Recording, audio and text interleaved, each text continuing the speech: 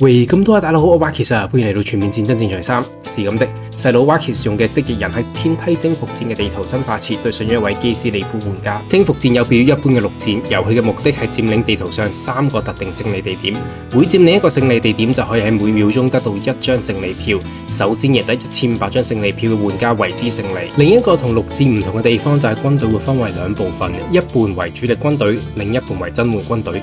主力軍隊喺遊戲開始之前就會好似咁樣部署好。另外，增援軍隊就會經由隨住遊戲時間增加嘅補給嚟購買，由援軍地點同先鋒援軍地點進入戰場。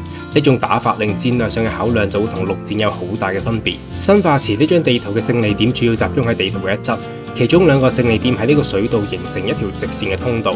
地圖右邊嘅大坑直接廢咗半張地圖，而呢個地圖正中央有一個中立勝利點。呢種嘅佈局令所有嘅戰鬥集中喺半張地圖之內。最後就係兩旁嘅勝利點中間有一條被森林遮蓋嘅秘密通道，有效利用嘅話可以展現出奇效。蜥蜴人嘅軍隊方面，左邊向水道推進嘅係由蜥人長矛兵同埋重甲怪獸步兵克洛希哥組成嘅混合部隊。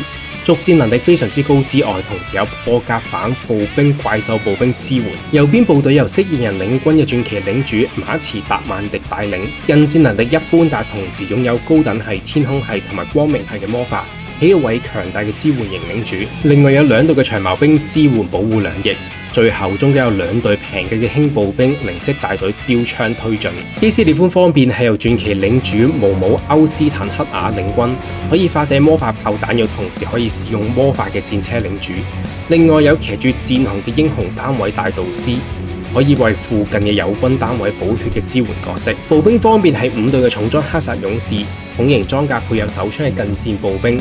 最後有大型怪獸野獸化身元素作為軍隊重心。呢隻怪獸雖然護甲唔高，但佢嘅攻擊力超群。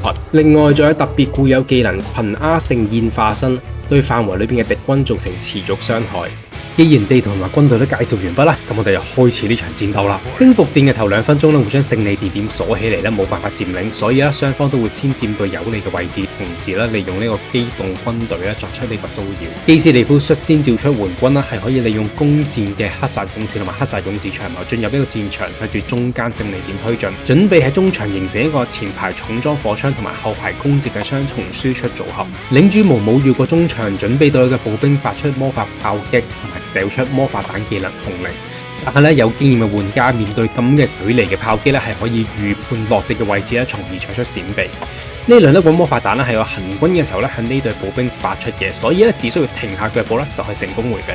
另外紅靈係我呢隊步兵靜止嘅時候發出，所以只需要向前2步就可以成功迴避啦。你睇冇問題啊！連續2次嘅攻擊都比較完美閃避之後領主毛姆決定利用佢嘅戰車質量衝向方嘅輕步兵造成傷害。但係佢本身嘅護甲值並唔係咁高，喺衝鋒前就已經俾個步兵1輪嘅標槍造成唔錯嘅傷害。為咗平衡戰損，敵人嘅領主利用回血技能古亞士恢復部分嘅血量。呢個時候一隊嘅步兵向側面撤退，另一隊步兵轉向標槍，加上中間嘅長矛兵推進嘅情況之下逼退咗敵人嘅領主毛姆。雖然呢一隊嘅輕步兵死咗唔少嘅蜥蜴啦，零式大隊本來淨係值400蚊嘅啫。呢一輪嘅交換過後如果單以黃金價值計算我嘅戰損其實比對方更加少。領主毛姆撤退嘅時候順手施放野獸係範圍魔法群鴉盛宴嚟進一步消耗我嘅血量。面對呢一種嘅機動性騷擾我召喚出我第一隊嘅支援軍隊火蜥蜴獵殺團。呢一隊嘅遠程怪獸單位可以吐出反大嘅火焰傷害，正好可以反制輕甲嘅大型領主同埋野獸化身元素。另外一隊嘅蜥蜴長矛手進入森林嘅秘密通道，防止對方嘅騎兵利用呢條通道繞到我軍隊後方。如果時機成熟嘅話甚至可以作出奇襲。勝利點開放之後我嘅步兵率先為我佔領勝利點1同埋2，而勝利點3就由基斯利夫佔領。喺呢個時候我已經佔領我2個嘅勝利點，屈指一算1500除2除60，即係話我佔領我2個勝利點之後只要我企喺度唔喐，12分鐘左右就會係我方嘅全面勝利。所以依家係對手嘅回合，但我絕對唔係一個會發守株待兔嘅玩家啦。左翼嘅混合步兵向前推進，威脅住對方唯一嘅勝利點，直接將對手嘅回合搶過來。面對住呢一個威脅基斯利夫嘅步兵擺出一個向內凹嘅陣，將自己嘅火槍近戰混合步兵戰力最大化。同時喺我嘅左翼召喚喚出破甲版本嘅重裝黑煞勇士重型武器同埋反大型破甲雪魄嚟支援。水道會令到地面軍隊行軍緩慢，呢個時候軍隊萬一真係衝過上去開打，好難會有撤退嘅空間。另外，開戰嘅位置太過遠離己方嘅半場會造成援軍好難及時抵達，增加俾對方援軍騎兵嘅包圍風險。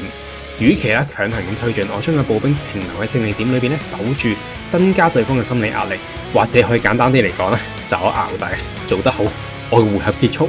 我下一隊嘅援軍係喺中間召喚出一隊冷色刺矛騎手，一隊重型反大型破甲騎兵嚟預先應對對手可能會出現嘅重甲騎兵或者係怪獸單位。喺中場基斯利夫利用遠程嘅射程優勢向嘅步兵開火。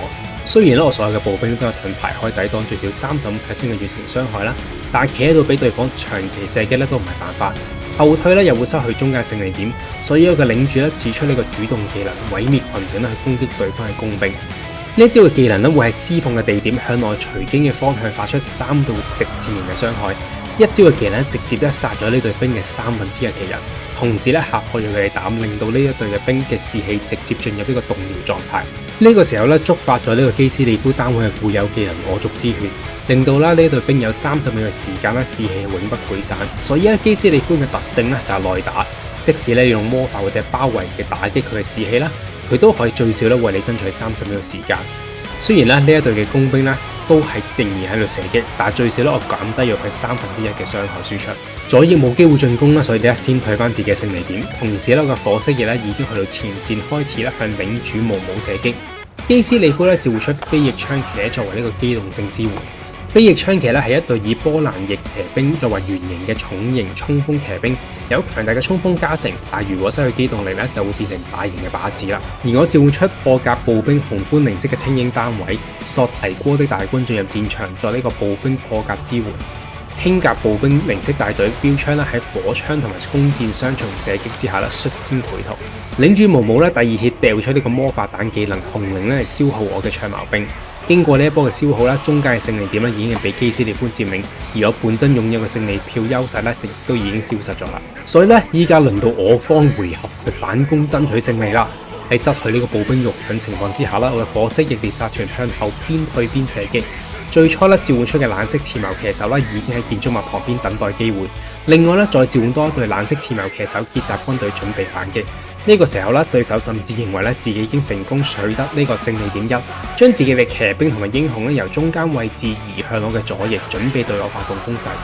但係中間戰鬥仲未完結喎，我繪圖嘅輕步兵重拾士氣衝向對方嘅重步兵，同時左翼拉嚟更多嘅支援。重騎兵配合步兵作出同時嘅衝鋒，火蜥蜴喺步兵同騎兵接觸前嘅一刻完成咗一波嘅射擊。重騎兵衝鋒嘅同時發動呢回血魔法神化去保持重騎兵嘅血量。騎兵衝鋒過後立即喺下一輪嘅火蜥蜴套式擊中之前脫出戰場。呢一個就係拿破崙征服世界嘅步騎炮協同。如果唔係敵人嘅領主毛姆發動咗呢個回血技能古亞士恢復咗部分嘅血力呢一波嘅傷害就會更加可觀啦。呢一波操作嘅同時係我最初嘅步兵團已經喺前線潰逃，雙方同時召喚出更多嘅增援。野獸化身元素繞過步兵，直接衝向我嘅領主，揮動住傷害高達650嘅破甲反大人離走，令到中我對方黑暗魔法虛弱術嘅重騎只好犧牲佢哋嘅生命去拯救領主。對方嘅步兵同時向住我方嘅軍隊方向射擊。如此情況我立即放下呢個主動技能股賢者之盾，為範圍裏邊嘅友軍獲得呢個傷害抗性。火蜥蜴集火向呢個怪獸化身元素射擊。咁請問各位大佬啦，你相信光嘛？我方領主使用呢個光明係魔法阿明托克之網，強行將怪獸原地控制住啊！大型怪獸單位喺冇其他士兵支援情況之下非常之虛弱嘅。你衝入嚟之前有冇死亡嘅覺悟先？後面嘅重騎兵再次衝向對方嘅重步兵，限制佢嘅遠程輸出。同時啱啱召喚出嚟嘅破甲重騎兇蠻冷色連同住輕步兵準備好繞背衝鋒。對方所有嘅步兵集火射擊個騎兵，代表住步兵自然會企得比較密集。機會嚟啦，希文！好啦，領主用呢個蘊藏法術放逐之光，蘊藏法術咧係屬於唔會消耗魔法之風嘅主動技能，而放逐之光咧係一個破格嘅高傷害魔法漩渦法術。雖然咧移動方向咧完全隨機，但係對方所有嘅步兵喺咁密集嘅情況之下咧，必定會造成唔錯嘅傷害。但係咧隨住呢個古賢者之盾咧持續嘅時間完結，我嘅騎兵咧實在冇辦法抵受巨型怪獸嘅傷害同埋咁多嘅射擊，開始喺戰場上面繪圖。呢個時候咧，有野啱啱衝鋒完嘅騎兵立即咧補上呢個空缺。野獸化身元素咧係火蜥蜴嘅雜火射擊同埋第二輪嘅騎兵青輪戰士下啦，選擇咗退下火線。我方領住咧亦都啱啱掉低咗呢個天空系列嘅轟炸型魔法卡沙朵拉彗星，啱啱咧就俾對方咧避開咗大部嘅傷害。而我嘅破格步兵咧，亦都衝到戰場嘅前線咧，為我解決對方嘅重步兵。野獸化身元素咧，成功脫出我方騎兵嘅追擊。啱啱翻到去呢個步兵嘅支援之下咧，就立即轉身攻擊啦。雖然咧咁樣的確會重創嘅騎兵，但係咧我剩翻大概有80隻嘅標槍輕步兵啦，加上火蜥蜴嘅桃色雙重射擊之下啦，你就俾我化回元素脫出戰場啦。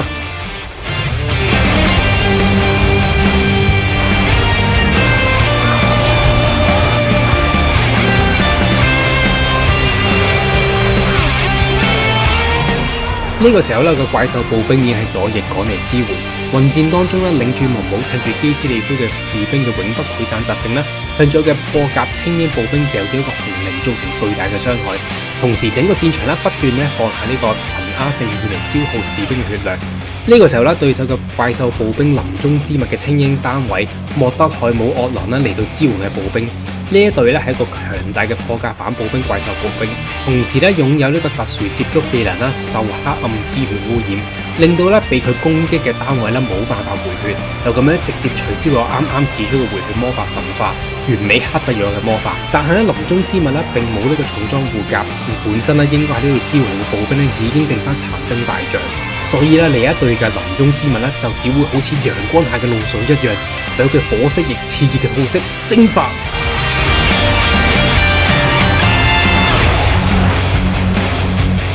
咦？啱啱咧背景爆炸係啲咩嚟嘅咧？睇翻第一身視覺咧就發現原本我諗住揾機會咧去掉個彗星嘅，但係可惜咧揾唔到好嘅目標咧就打算取消。但係一個手誤咧就白白浪費咗整整13點嘅魔法之風。魔法之風咧係每一場戰鬥有限嘅資源，而13點咧都唔係一個好細嘅數目。算啦，反正呢13點嘅魔法之風咧唔影響大局。就當我讓你啦。基斯列夫咧為咗重奪勝利點啦，從左翼咧調嚟重步兵同埋飛翼槍騎，對手嘅重騎率先跑到嚟戰場。喺佢眼前咧有兩條路，係啦，係冇破甲同埋反大型傷害嘅飛翼槍騎咧係冇可能衝向我嘅重甲怪獸步兵，所以咧佢下一個動作必定係向左轉。所以第一步就係阿明托克之網。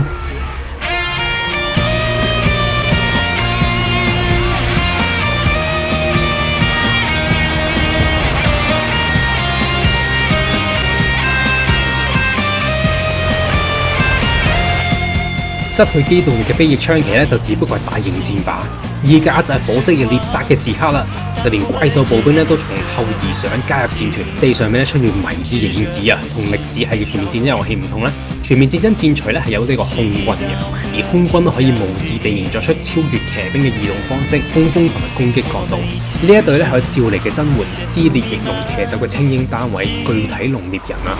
呢一隊嘅破格反大型飛行騎兵單位咧喺天空上面飛過，但係咧戰場上邊咧暫時冇咩重要嘅單位，就先解決眼前呢一隊嘅莫德海姆惡狼啦。喺我嘅軍隊推進之下咧，勝利點1啦正式翻到我嘅手上邊，更多嘅增援咧亦都陸續到埗，準備咧防守住呢個勝利點。咦？莫德海姆惡狼無人看管。原本咧喺呢個歷史係玩家嘅話咧，有時候都會習慣啦雙鍵攻擊指令，因為咧喺歷史系裏邊咧單鍵攻擊咧係會行過去而唔係跑過去。睇翻到第一視覺啦，我第一下咧的確係撳中咗，但係第二下咧撳唔中，所以咧具體龍獵人啦取消個原有嘅攻擊指令啦，而係向住空地咁樣飛過去。但係咧犯錯就係犯錯，戰爭咧係冇完果嘅。我先用呢個殘兵拖延時間，然後再操控呢具體龍獵人回航。對手啦當然就冇放過呢個機會啦，兩輪嘅手槍射擊啦，立即令到呢個具體龍獵人啦損失咗一半嘅血量。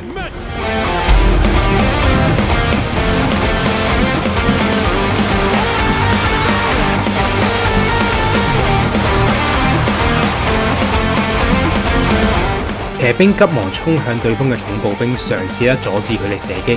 而冷色刺矛騎手同埋巨體龍蝶人亦都翻返去半場去追擊呢個莫德海姆惡狼。征服戰另一個特別嘅地方就係除咗你可以召喚呢個增援兵隊之外啦，同時都可以召還兵隊。召還嘅時候會根據兵隊有幾多嘅血量而退翻呢個步兵嘅金錢。850蚊嘅火蜥蜴獵殺團喺造成2325嘅黃金價值之後係幾乎滿血同埋子彈耗盡嘅情況之下召還，做得好，你哋去休息一下啦。喺我嘅破甲步兵同埋怪獸步兵混戰嘅時候對手有更多嘅飛翼槍騎趕到戰場，同樣佢下一個動作必定係向左。NANI？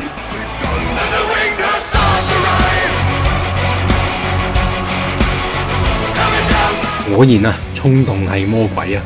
全面戰爭講求排兵布陣同呢個兵種相克。呢一波嘅衝鋒雖然清脆利落，但係欠缺破甲傷害嘅騎兵係刺唔穿我100護甲嘅怪獸步兵。雪炮亦都喺左翼嗰邊趕嚟支援，但係一切已經嚟得有啲太遲啦。咁嘅劣勢之下對手決定推進左翼嘅步兵。而我另一隊增援嘅飛行騎兵翼龍騎手亦都趕到戰場前線。翼龍騎手雖然就護甲低，攻擊力同埋防禦力亦都唔係好好，但係腳上綁住嘅大石就係佢嘅價值所在。佢擁有呢個落石技能，利用宇宙中萬有引力作為佢武器，將綁喺腳上面嘅大石掉落嚟，對地面造成一個爆炸性傷害，然後立即從天而降向地面衝鋒，短短3秒之內會造成大量嘅傷害。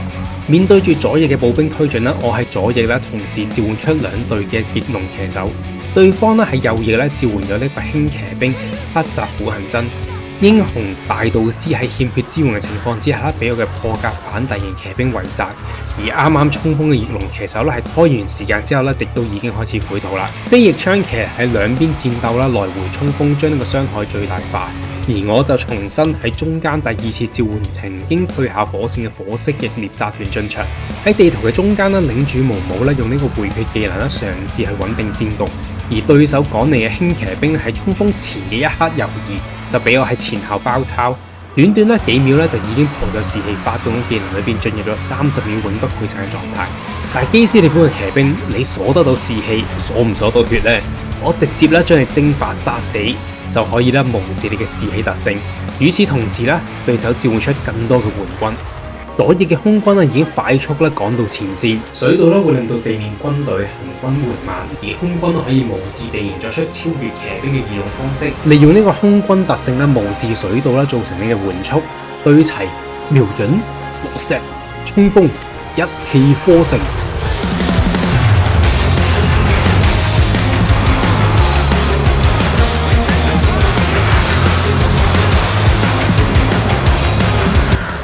對手嘅重步兵嘗試回救勝利點3，但喺呢個隊友嘅無敵30秒已經過咗。我破陣嘅步兵再加上飛行騎兵已經將你包圍住。Oh my god！ 領主毛姆見到兵敗如山倒，自己亦都喺呢個火蜥蜴嘅射程範圍裏邊，所以就打算脫出前線戰場。但對唔住。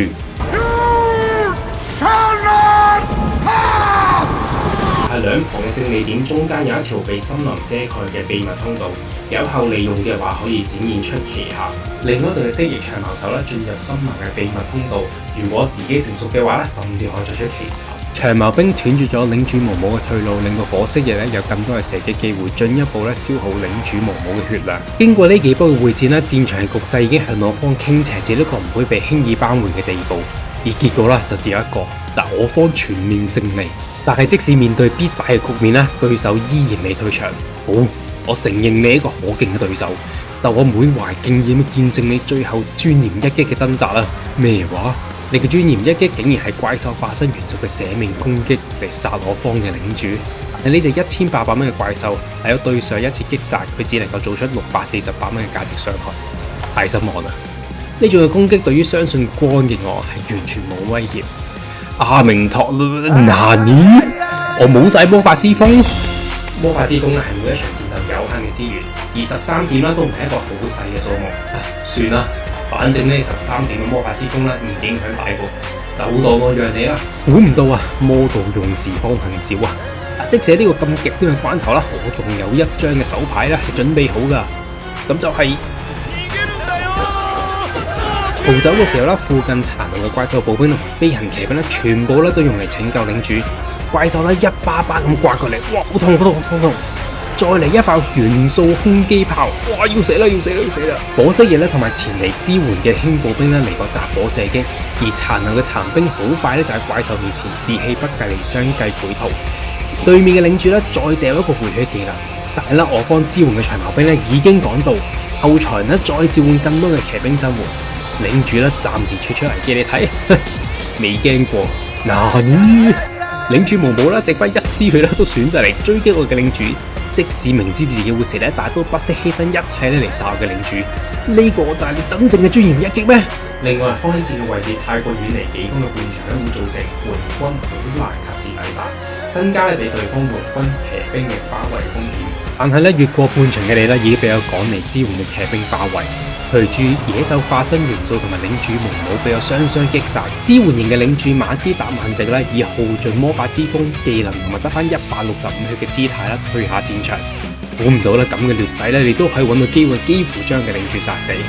勝敗乃兵家常事，犧牲一切嘅你咧，最終都係殺唔到嘅領主。睇嚟今次贏嘅似乎就係我。